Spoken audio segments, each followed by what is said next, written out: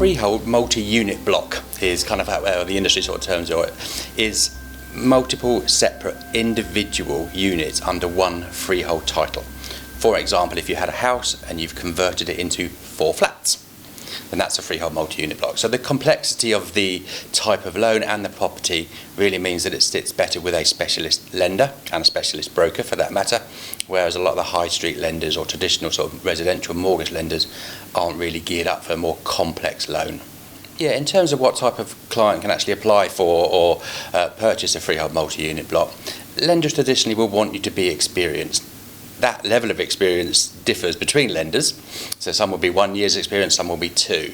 But the more complex the property type, the more complex the transaction, lenders will want you to have some sort of experience in the background. There's a couple of lenders in the market that actually will allow you to go straight into the multi-unit or HMO purchase, but there's a couple out of a large spectrum of lenders. The benefits of owning a multi-unit are really interesting at the moment. So in the later kind of year or so, the yields on a multi-unit property have actually overtaken the yields on an HMO property.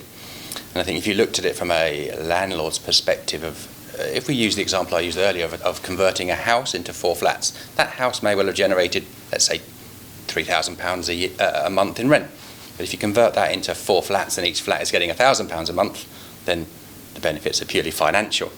I suppose the other aspect, if you might well have 4 flats, but they're all under one postcode in one location, so fairly easy to manage in that respect.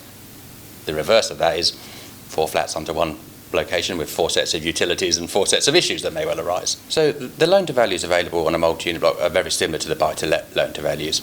Lenders would be comfortable around 75% loan to value, assuming that the rental income you receive meets their stress testing calculations, as per a normal buy-to-let.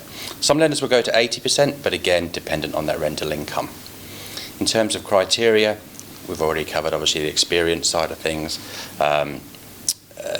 and the normal sort of buy-to-let criteria in terms of portfolios in the background, stress tests and things like that. So there's no additional criteria in terms of the multi-unit application. In terms of the property type, it may well, or it's definitely worth researching whether that type of property needs a licence similar to the HMO licence. That may well be lender dependent or local council dependent.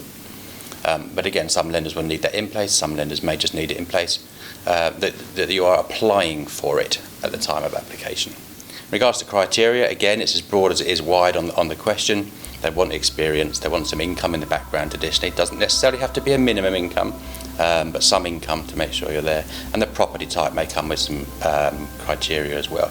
So a multi-unit may require a licence similar to an HMO, and the lenders may require that licence to be applied for or in place at the time of application.